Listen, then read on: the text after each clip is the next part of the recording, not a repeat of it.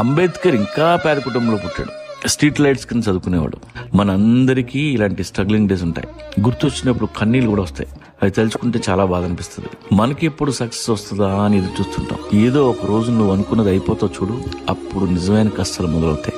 Success వచ్చినాకే అసలైన struggling days మొదలవుతాయి.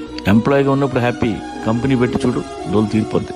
Struggling days లో మాక్సిమం ఉంటే mess problem, room rent problem. అసలు ఈ కష్టాలే కావు.